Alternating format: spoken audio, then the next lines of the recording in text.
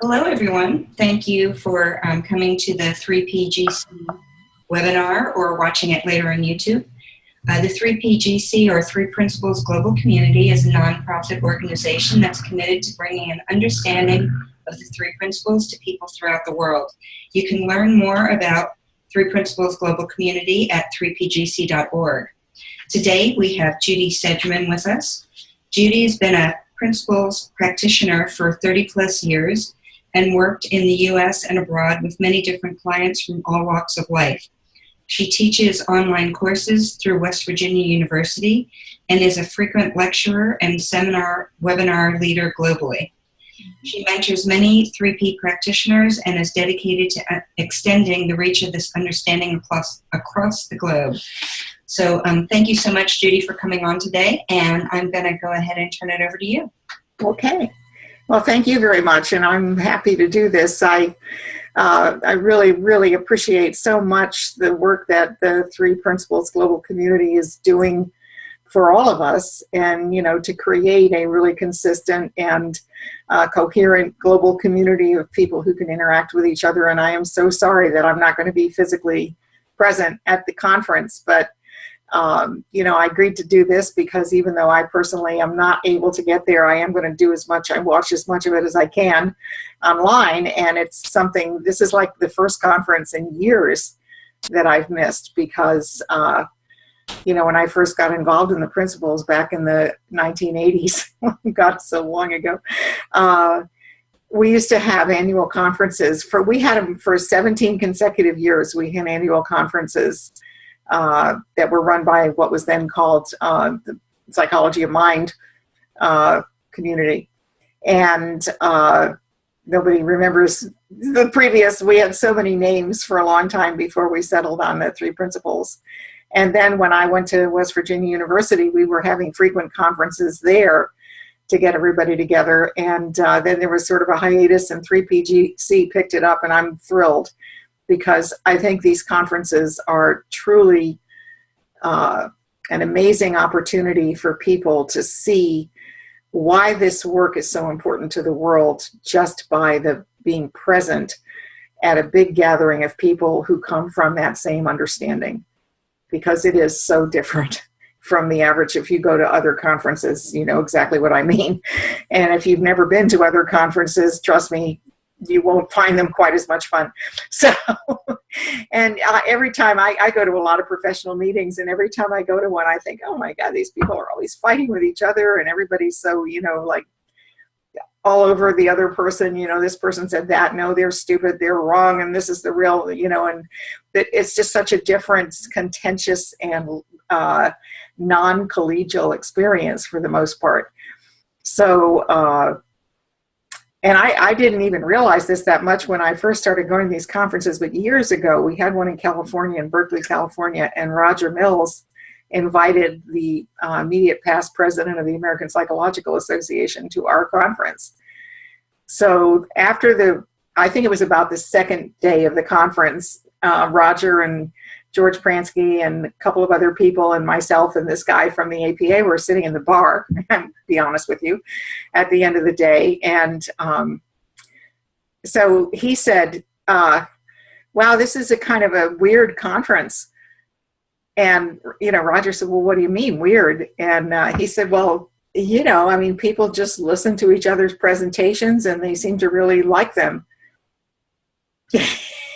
And we're like, yeah, you know, it's really interesting to hear what your colleagues are doing. And he said, but, you know, but nobody's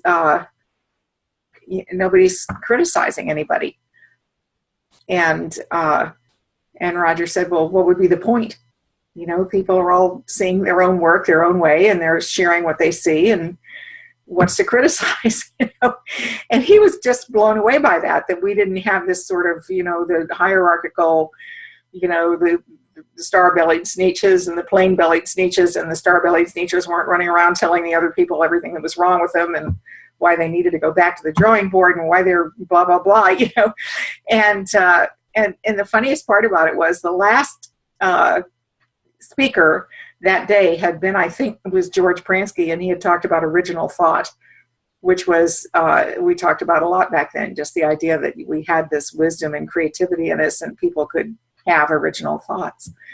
And so the APA guy, who was Charles Spielberger, some of you may have heard of him, he's pretty well known, he said, you know, for example, that last talk, I mean, George is sitting right there, he said, you gave that last talk, he said, that's crazy. I mean, there's no such thing as original thought. He said every idea is sort of an evolution of some previous idea, or is, you know, incrementally building on the work of the past. And he's giving this big talk about how original thought is an impossible concept. Who could ever imagine original thought? You know, and that we all learn, and that it's what we learn that creates all these new ideas that we have, but they're not really new. And so I had this sort of devilish thought came to mind, and when there was finally a pause in the conversation, and I said, well, gosh, you know, that's pretty interesting. I said, have you ever just sort of wished you could meet the guy that had that first thought? Got the ball rolling. And he gave me this look like, you're a bitch. That's kind of what it amounted to. It was so funny because he had no answer for that. And it was really funny, but that was about as critical as any of us ever got, is just to ask a question and let it sit there, you know. But anyway, it is a different experience when you go to a 3P conference and you see people from at that time it was all over the country. We didn't have that much international involvement. Now it's people from all over the world, and it's such a beautiful experience to really feel the appreciation everyone has for the creativity and the wisdom and the inventiveness and the curiosity and the willingness to experiment and take risks that everybody else has. And, you know, when you hear people asking questions about other people's work, it's always, you know, it's curiosity and interest, not, I'm going to get you, you know. And I have to admit that my question was probably pretty rude, but by our standards, but nonetheless, I was expecting an answer, you know, and I didn't do it in a very public setting.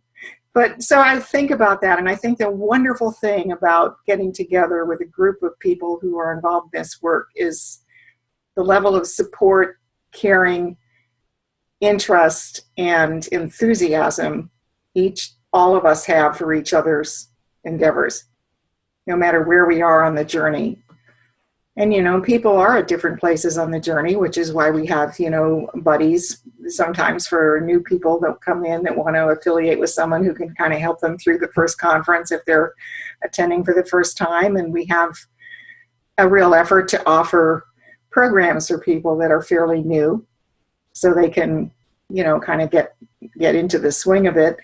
And also programs for people, you know, breakout programs for people that have been around for a long time and just want to share ideas. So, you know, I think the conference planners do everything they can to create a really warm, caring, loving environment that nurtures other people's desire to pour their hearts into this work. And I have often thought, if every field of endeavor was driven by those feelings, what a different world we would live in. You know, and because I worked for a number of years on the faculty at West Virginia University, and which was pretty focused. I was in the medical school. It was pretty focused on research. We had a lot of research grants. And in the world of research, I was really surprised at the level of competition in research. I mean, if somebody in England was working on something very similar to somebody in our school, you would think they would be calling each other and saying, what are you finding? What are you finding? Or can we find a way to work together to make this go faster or work better if they're trying to develop a new drug or something? But they were very secretive, and everybody wanted to get to the end point first so they could get the next big grant. And it was really very much based on pushing other people out of that little window of research. And I have to tell you, I was having, you know, not been exposed too much to a research university till I went there. I was pretty shocked by that. Because as a consumer of the benefits of medical research, all of us are, you really kind of hope they'd be working together. But that isn't really how this world tends to operate.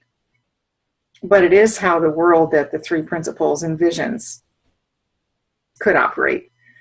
And our conferences are like a fishbowl to watch how that would look if it was really happening all over the world. What would it feel like? What would it look like? What would it sound like? What would people experience? Would they leave feeling frustrated and unheard and shunted aside or criticized, or would they leave feeling, inspired and uplifted and supported and grateful? And I have to say, when I've walked away every time since 1986 that I've walked out of a 3P conference, I've felt terrific. I felt like, wow, this is so wonderful. What nice people, what caring people, what brilliant, inspiration comes out of just amazing people that you're always shocked and surprised, like, oh my gosh, I haven't even met this person, I never heard of them, and listen to this, it's just amazing. So I cannot say enough about the inspirational quality and the renewal of our own enthusiasm for really bringing change to the world that emerges from attendance at this kind of conference. And I was very kind of eager to share this, when someone called me and said, would you like to do a webinar about the conference, and even encourage people who can't be there like yourself to make an effort to look at it online. And I said, absolutely, because it's heartbreaking to me that this is one of the few in my life as a 3P practitioner that I'm going to miss. And I guess I won't really miss it if I'm online, but it's not quite the same, but it is in a way, because you can pick it up. It's like watching a Sid tape. It'd be really nice if he were here. He's not, but he left the tapes for us. And when you listen to a tape, you pick up the same beautiful feeling. And it's like, the next best thing to being there. And so I think that's my number one reason for directing people to really take advantage of this opportunity. But the other thing is, I've noticed over time that there's kind of a false impression that people have when we talk about each person operating from their own wisdom, find quiet and wait and see what occurs to you, follow your own inspiration, that people forget the value of sharing that. You think, well, I'm cool now. I see the principles at work. I know how to reflect and see things quietly, and just come up with ideas for myself. And it was great when I was still learning and I had to listen to all these people talk so I could kind of figure out what was going on. But now I'm on my own, and the thing is, that's true. We can only do what we see to do. But what's also true, and I see it so much in my own, kind of varied experience of life, that when we have colleagues, especially colleagues that are using their creative process the same way, from the same source, from the same spiritual, essence, amazing things happen out of conversations. Amazing things happen out of conversations. And when you don't have colleagues and you're on your own, sometimes you come to a point where you start thinking, well, is that it? If I really thought this through, if I asked all the questions, and, it's kind of like time to call a friend. But in the context of these meetings, when you get into the conversations that we all get into, they're so evolutionary, and it's such a different kind of collegial interchange. And again, that's very helpful for people that are trying to coach and consult to other people, or even teach other people the principles, or share it in schools, teach people how to collaborate. Because what's missing in most collaborative enterprises is collaboration is taught in business, in education, in every field of endeavor that I've ever come in contact with, as a learned skill. So it's like there are techniques and there are tools, and collaboration is a behavior. Now, from a principle standpoint, that is just crazy. Because collaboration is a feeling. Collaboration is a true love of learning together. It's the humility of knowing that everybody's the same, and you never know who's going to come up with the idea that sparks something incredible. It's the understanding that no one's thought is any better or worse than anybody else's, and there are no bad ideas. They're just ideas that are come up, and you allow them to kind of percolate, and you look at them, and other ideas come out of them, or they don't, and some kind of drift away, just like thoughts pass, and other ideas kind of take on increasing life, and they, sort of like a tree, they suddenly blossom and bloom and grow. And this is the experience of inside-out collaboration, but it starts with the understanding that we're all the same, and that people who are in a quiet state of mind, who are in a state of mind that is open and non-judgmental and at peace, are going to look at each other's ideas with absolute clarity, with nothing in the way. It's like, well, that's probably a pretty good idea, but I don't like that person, or I don't want that person to get ahead. We don't have thoughts like that, Or, yeah, if somebody else were saying that with more experience, I might believe it, but this person is new. What do they know? We don't have those thoughts. And so you find this freedom in conferences like the 3PGC conference to share without feeling judged, and to express and listen to new thought without any need to analyze it, to see where it goes, just kind of follow the breadcrumbs. And to me, that's an amazing gift. And that's, if there's nothing else that we bring into the world, really, if there was only one thing that we could bring into the world, the ability to listen non-judgmentally to other people's thoughts would make a huge difference. Because you see it all the time around you. As soon as somebody says something, 5 people leap on it and want to disagree with it or prove it wrong or argue about it. But in our world, as soon as somebody says something, the question is, wow, that's interesting. Let's reflect on that. See what comes to mind.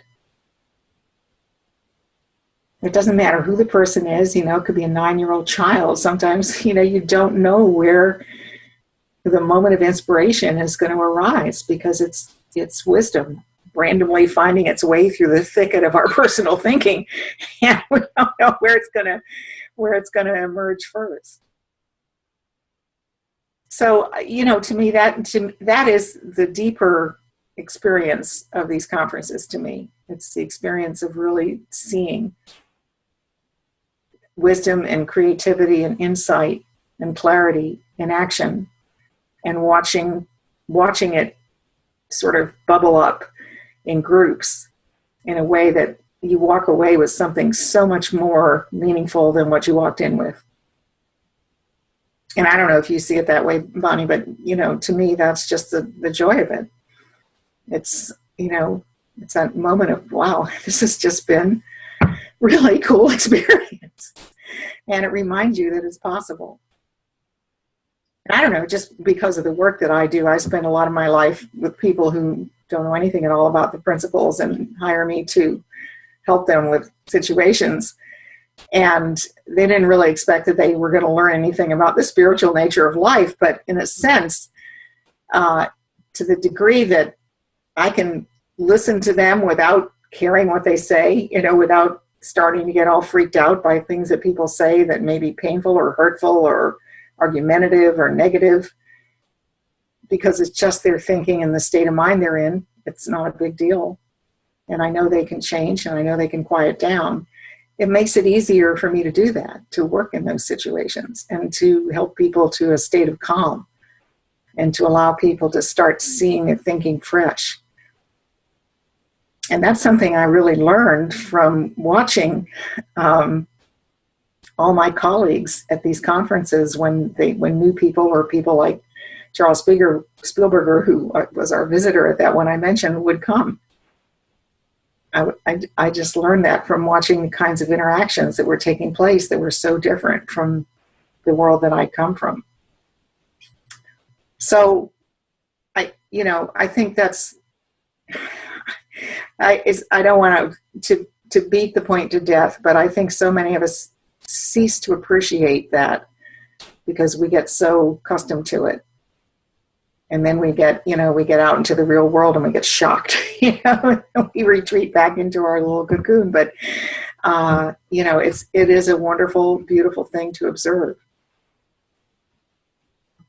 And another thing that I just think is so wonderful about these conferences, and this is something that I will never forget this for the rest of my life. So I think about the third conference that I ever went to. Roger and Clytie Mills brought the so-called Modelo mothers to the conference. So those were if anyone who hasn't read the book Modelo, I can't imagine there are too many people in Principles world that haven't heard of Modelo or read the book Modelo. But, Roger had gone into a substandard housing project in Miami that had just been declared a disaster area. The police wouldn't go in, the trash people wouldn't go in and pick up trash. It was just too dangerous. And Roger just sort of walked in there and started knocking on doors. And, without spending a lot of detail on it, he persuaded a group of women who were mothers on the assumption that no matter how terrible a person's life is, if they're a mother, they're open to hearing about something better for their children.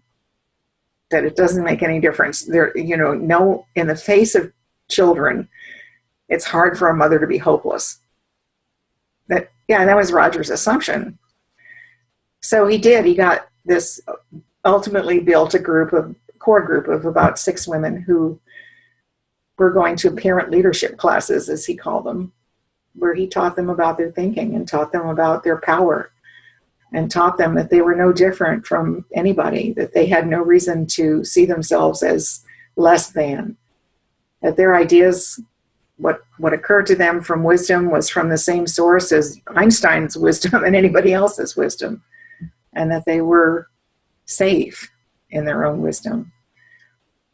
And amazing changes took place in this neighborhood to the point where it actually became, for a period of time, it was kind of very famous, and it was featured on the Today Show, and then Jack Bransky wrote the book about it. But so these women had never really been out of their neighborhood.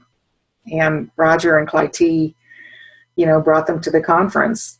And so they had to fly and, stay in a hotel and stand up and speak. And so they entered a room in which I would say there were probably 100 and some, all white at that time. I think most of us were white professionals. And these 6 ladies who, the day before had been in their substandard housing area, which they very rarely left except to take a bus to the grocery store. And they stood up there and they spoke with such dignity and clarity and spiritual depth that we were all just weeping, because it was so true. I mean, they weren't afraid, they weren't nervous, they weren't rehearsed, they weren't frightened by being up on stage and not being public speakers. They were just women that had found their joy and found their peace and found a way to offer an open door to their children, to the life of their dreams, and solve their problems and change their neighborhood. And all they wanted to do was share that it's possible. If we can do it, anybody can do it. And that's the other thing that happens at these conferences. People have a tendency to turn up And you don't know who's going to be there and who's going to share what. And so often some of the most powerful sharing that we ever hear is not from each other, is from our clients or from people we worked with. Now, another conference I remember was kind of funny in a way, but was in Minneapolis, and there was a guy there that none of us had ever met before. We kind of looked like he might be a social worker or something. You know, he's just walking around, and he turned out to be one of the speakers. And he gets up to the podium, and he takes his keys out of his pocket and puts them on the podium. He takes his wallet out of his pocket and puts it on the podium. And he says, "See those keys?" Everybody's like, "Yeah." He says, "Those are my keys."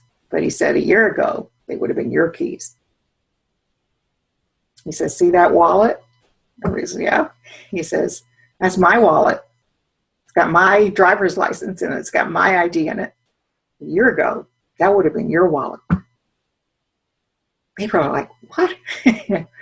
And it turns out that he had lived a life from teenage years on of petty crime. He had survived by stealing. And he said up until the past year, he'd only had one haircut out of jail, which meant that he was jailed so often that his hair didn't have time to grow, you know, when he was outside, for him to have it cut before he was back in jail again. And he, at the jail that he was last incarcerated in, there were 3 principles classes offered, you know, just by a local group of people. And he said, "You know, I went to those classes and I thought, you know, wow, the only difference between criminals and other people is other people don't take their criminal thinking seriously." Isn't that amazing? I mean, think about that. Other people don't take their criminal thinking seriously, which was a way of saying, sure, all of us have had. How many people have ever not, I mean, who could say they've never driven down a street in a bad mood in a heavy traffic trying to get somewhere and just thought, I want to kill that guy that cut me off? You know, but that's not a real thought. It's an angry, momentary, silly thought that people just let go. But, you know, if you don't know the difference between one thought and another, and you think every thought that comes to mind is the word of God, you got to act on it, then, you know, who knows what you might do. And he realized that he was a person who kept thinking the only way he could survive was to steal. So when he had the idea of stealing, he would steal something. It would never dawn on him to think, gee, maybe that's not a good idea. And then he went to this class and he realized, yeah, the regular people that are teaching this class, it's not like they've never walked past a fruit stand and thought of taking an apple. They just didn't do it, you know, whereas I would have taken a bunch of them. And it was so funny because it was such a tiny, you know, you realized, oh my gosh, insight is such a small thing, but it's so huge. That's my first realization at that conference. You know, people think insight is going to be some giant epiphany, that, you know, any life-changing insight is going to come with thunder and lightning and sunrise and starbursts and, you know, sound effects. And the truth is, some tiny realization can turn a person's life around when they see what it really means. And that's what this guy was illustrating to us. And then he went on to say the last time he got out of prison after taking this class, he went to trade school. He became a carpenter. He went to work. He did very well. His boss promoted him, and the keys that he had not only his apartment key, but the key to his office, from which he had never taken anything, and a car key. And in his wallet, he had his license and the money that he earned. And that was all the difference to him. That was the difference between life as a criminal and life as a happy person, productive, enjoying his life. And that was a story, I mean, I think that must be now 20 years ago that happened, but I'll never forget that. I mean, it changed me to hear him share that, because it kind of forced me to realize that I had expectations about what insight was that were getting in the way of my following simple little things that might occur to me that I wouldn't recognize as insights. because I really did. I reflected on, well, gee, I've had these little momentary flashes of, but, no sound effects, no big deal. And so I would think, oh, well, okay. Instead of realizing, wow, that, let me stop and reflect on that for a minute. That might be meaningful.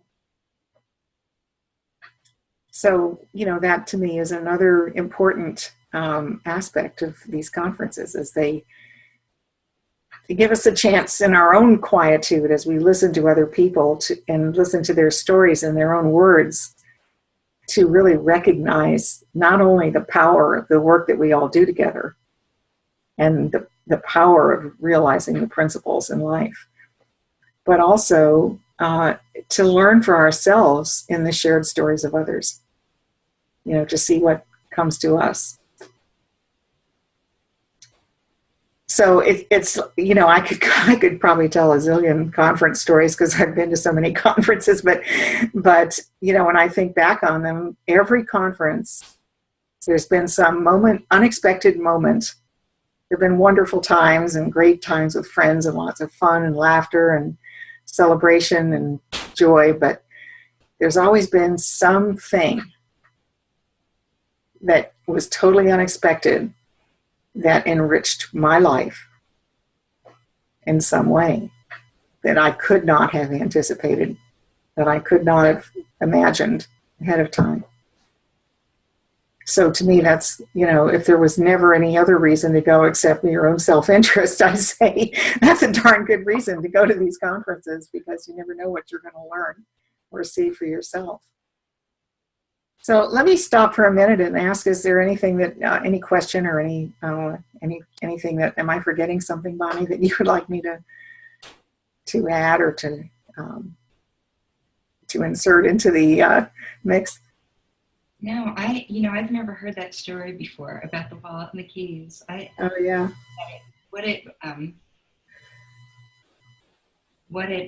What comes to me when I think about that story is how people talk about the ordinariness, right? Yes.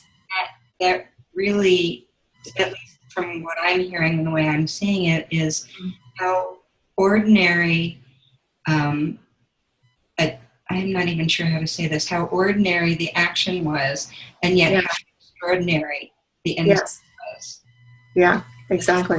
Most of us everybody has thoughts that you're not going to act on. But it was extraordinary for him to have that insight. And I know for me, this will only be my third conference. I learned about the three principles a week or two before the 2013 conference. And yeah, I remember that. Yeah, you were my mentor at it. Yeah.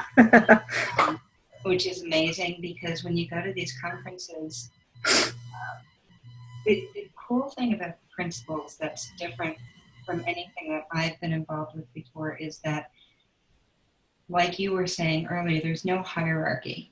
Everyone is equal. You're sitting next to people who you've probably watched videos on and learned so much from. Yeah. And they're not no one acts like they're superior to you. Everyone is totally taking everyone else as someone who has complete wisdom. Yes. And conversations are incredible. Listening to the stories of the speakers, but also the interactions. I mean, you were saying you met someone at the bar. That people meet at the bars and the restaurants and the hotels, and I know of numerous collaborations that have started. Yes. Yeah. People just that's happened to me, where you just run into somebody who says, you want to work with me on this project? And you go, yeah, sure, that'd be fun, or let's do that, or come visit me, or, I mean, it's because people are so open to others, and we all kind of follow we're not too limited by our thinking about, oh, maybe I shouldn't ask that person, that wouldn't occur to us. It's like, oh no, don't ask them, they're too important. That's just silly. I remember one time when I hadn't seen Elsie Spittle for a long time, and I ran into her at a conference, and I was like, oh my gosh, Elsie, it's so great to see you. I'm so excited to see you. I haven't seen you for so long and everything. And I was kind of ranting about, I'd read her most recent book at that time, which was 3 or 4 books ago. And she looked at me and she said, well, I'm glad to see you too. It's like, come on. It was kind of like this moment where I thought, oh yeah, right. I'm just a person too, I was doing the kind of rock star treatment and she was having none of it, So, it's just, sometimes it's a wake up call too, But I think that the kind of the strategy about, attending is to just lose all the thinking about who's who and what's what and who I am and compared to who all these other people are, and just have fun and play with your own creativity and listen with an open mind. And you never know that somebody will tell a story about some project that they did, and you'll be sitting in your room later that day and you'll have an idea that's builds on that, but is so unique to your work and perfect. And you might not have thought of it if you hadn't heard of that other person's work, but it's not that you're taking their work or replicating their work. It's like it was an inspiration, and it opened up a little doorway in your creativity. And it's a joyful experience. It really is. It's joyful and very touching when it happens. And I think that the conferences were kind of different back in the day when Sid always came to them, because it was a reminder not to be too deferential, because Sid did not want to hang out with people that were acting reverent and kind of nutty around him. And every once in a while, somebody new would come in and they're like, oh my God, you're Sid Banks and blah, blah, blah. And he'd be like, okay, bye-bye. I'm here. He was totally not into that. And he tended to, but he would hang out with, people he met on the street outside the conference. And, he was always asking people in, like he'd go to lunch and some waitress would be, looking a little upset and kind of distracted. And he'd say, we're having this conference. Why don't you come join us? And he just had this overwhelming desire to share with people, but he did not want to be anybody particular.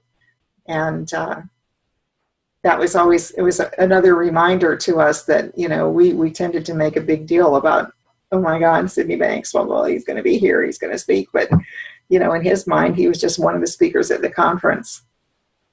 And there's another funny story, which I may have told in one of these webinars before, that just comes to me when I'm thinking that, because there was a time everybody used to tease everybody because we were so technologically incompetent compared to most people doing conferences. And, but people started getting into PowerPoints because you could. So Sid said he came to this conference in Hawaii, and he always kind of mocked those of us who had props, PowerPoints and handouts and stuff, because the whole idea was you didn't want to make people pay attention to your words.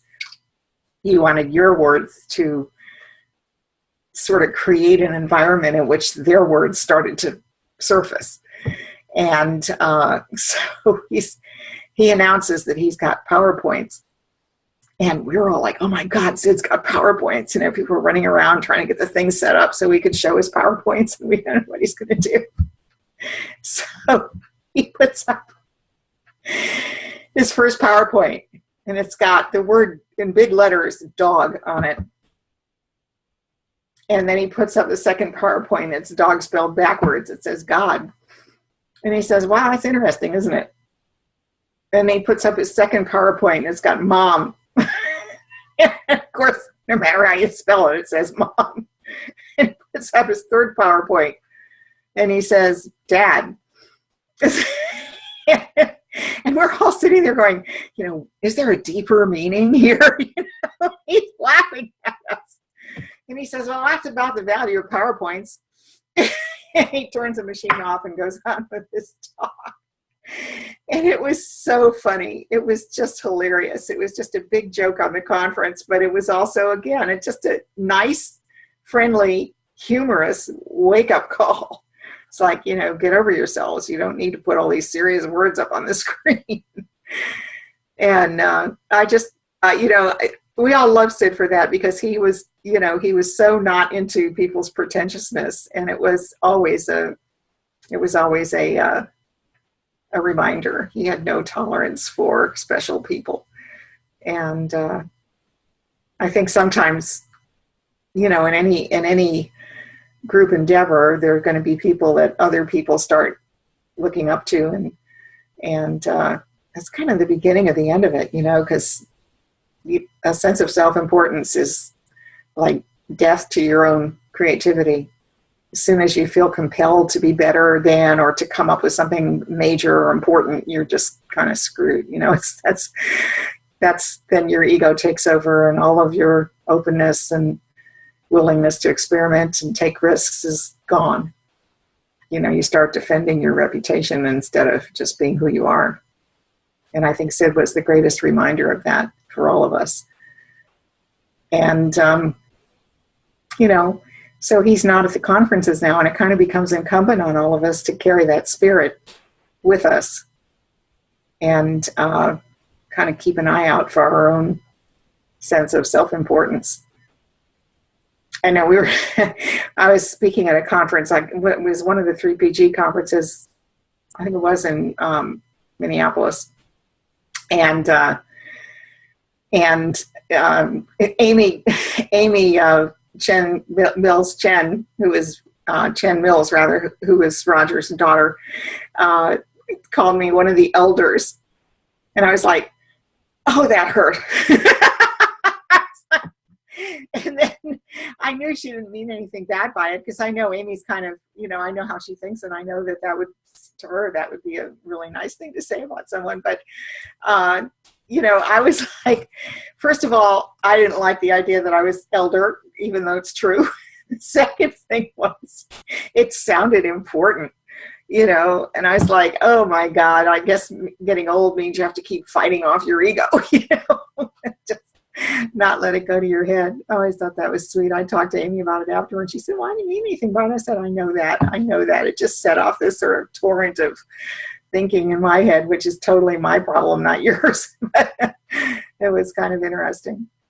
But we now have this kind of phenomenon, you know, because there are a group of us that have been around for a long time, and then there's just thousands of very vibrant, wonderful, talented new people. And the last thing they should do is expect us to give them advice, because they're doing great. And we're all just doing the best we can. And that's another thing you learn from the conference, when you see the diversity of presenters, you know, from the people that have been around from the beginning of time, and the people that are, you know, brand fresh and so full of joy and enthusiasm and excitement about what's possible. And that's how things get carried forward in the world, is, you know, you can't hang on to it. You got to let it grow and go. And so that's another aspect of the conference. You know, it opens the door for people at every level of involvement to share on an equal stage, whatever it is they see, or whatever they're doing, or whatever they want to do, what their dreams and aspirations are, and to find nurturance, acceptance, love, and support for that. So, like I say, I wish I was going to be there, but I'll be there in spirit, and I'll be watching online, and I hope that everybody who goes to this conference just has a wonderful, wonderful experience of it. But the experience belongs to you, not to the conference. It's the cumulative effect of all these beautiful souls, you know, sharing and filled with love and appreciation and joy for the fellowship. So that's kind of what I have to say. Yeah, thank you. You're welcome. I recently attended a 4-day training online, and I have to say that the experience was amazing. Mm-hmm. You know, there's something you're still, even though you're virtual, Yeah. you're a virtual attendee, the experience is still amazing. Yeah. And allows you to really, I don't know, for me it was just, my mind really got quiet. Yeah. And it was like being there. Wonders of technology, right? Yeah, it is.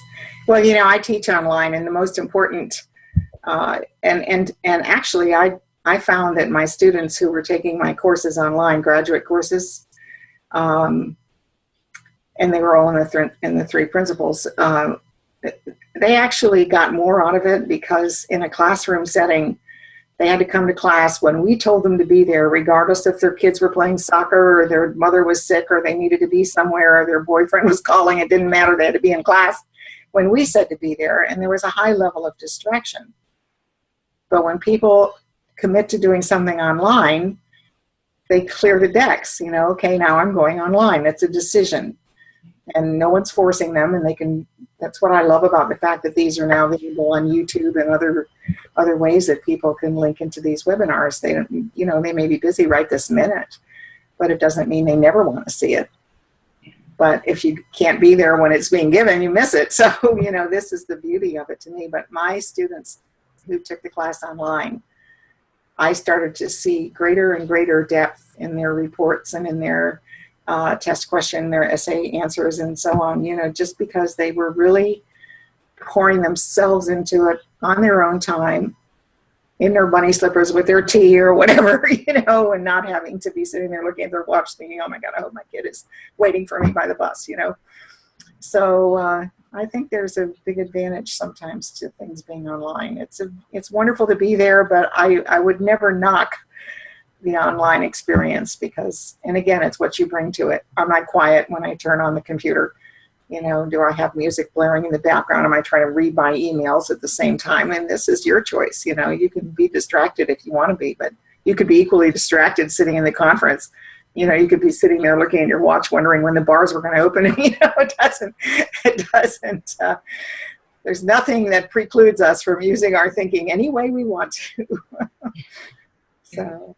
Yeah, I was just wondering if you had any more information about what's available for people who are attending online, like in the way of do they have something for the buddy system, or I don't know. Hi, sorry, or are there options for maybe attending just one day? Do you have any? Yeah, Bonnie, do you know? I don't know if there are certain guidelines or rules around the online. Yeah, as far as I'm aware, there's just one ticket as there is for the conference, for the entire conference. Mm-hmm. And I don't know if there is any type of buddy system or or group gathering. I'll check into that. I don't know. Kristen, I think it's a great idea because it certainly is a possibility to do that in a chat area or even in an online, chat setup, but an offline rather, but in a different or online setting, because I really think the buddy system would work out great online. And it's even worked out if I used to have students that would bring their parents in to listen to my online lectures, because students are always complaining about their parents, so they would say, hey, Mom and Dad, I've got this really inspiring professor, come in and sit with me and listen to the talk. And a lot of people said their family started to change from my course, which I thought was a side benefit, which would never have dawned on me, but they would never bring their parents to class, that wouldn't happen. But it was easy to say, come on, sit down with me and watch this. So you could have your own buddy, even if the 3PGC didn't want to set up a buddy system. But I can't help but think that would be a possibility.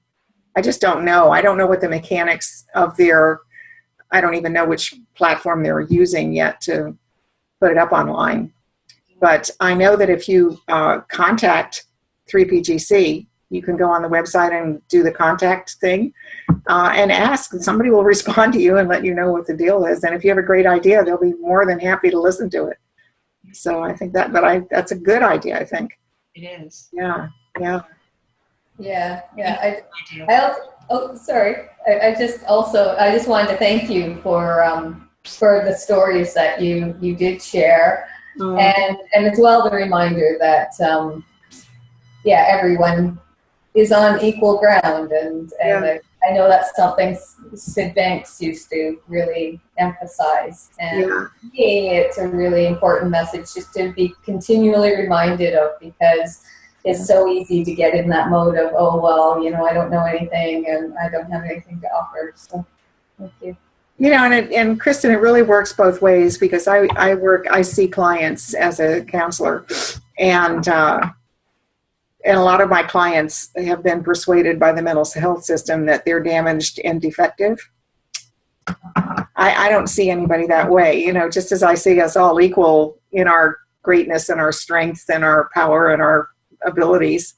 I see us as all equal in our sadness and when we are trying to get over things and recover and so on, that we're still all the same. We all have our ups and downs, and when we don't know, we don't know.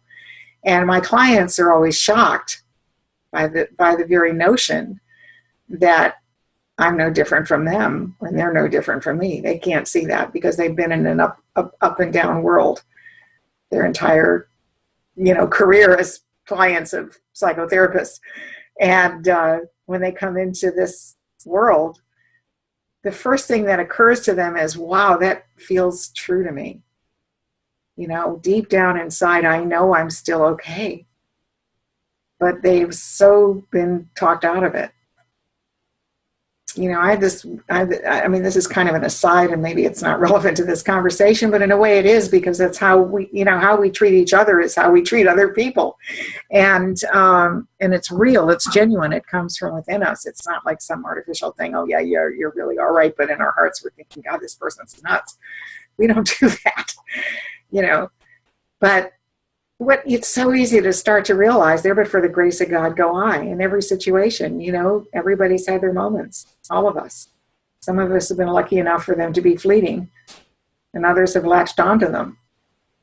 And people who have been in the mental health system and been labeled and been told there's something seriously wrong with them and they're going to be sick for a long time, if not for life, they start thinking that about themselves because somebody important told them that. And I think sometimes it helps to realize that nobody's that important. People can't tell you what you think. And they can't get in your head and tell you who you are or what you're supposed to be doing in there. But they can tell you how it works. That's what we do. We tell people how it works. And then when you understand how it works, you can operate it well. It's like you can't drive until you know how to drive. And for some of us, we can't really think clearly until somebody points out to us that the mechanism for all of us is the same, but it's kind of easy to throw sand in it, So kind of, if you quit throwing the sand in there, it kind of works better. and it is that simple. And that's another thing it's another reminder that comes out of these shared experiences when people, especially when you hear from clients and they have these little simple stories to tell, and you realize, they weren't that bad. Could we just think we've got this list of the worst things that can happen to people, and we think when those things happen, they're really up against it and they're in serious big trouble. And I learned that from the very beginning. When you look into a person's eyes and you see the health in them and not the problem, instead of pity, you feel awe. Wow, this is a beautiful human being. And as soon as you feel that, you're talking to that in them.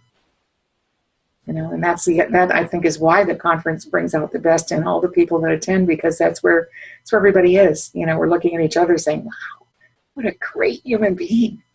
Look at that person. That's super. But we're all the same. So that's, as Bill Pettit always says, kind of takes one to know one, and that's true. But not in an egotistical way, just in a kind of, that's the way it is way. So, anything else? Well then, thank you. Yeah. Thank you very much. Thank Have a you. wonderful conference, and say hi to everybody for me. Yeah. And I just want to say, well, first of all, Kristen, thank you so much. You actually gave me an idea, so stay tuned. I'm going to make a suggestion about more interaction. I don't know if it'll happen, but you did give me an idea. Judy, thank you so much for coming on. I always love you. It's a pleasure. Sharing. And I just want to remind everyone that the next webinar is on October 13th with Michael Neal at noon Eastern Time, 9 a.m. Pacific Time. So hope to see you there, and hope to see you at the conference. All right. Bye-bye. Take care, everybody. Bye-bye. Thank you.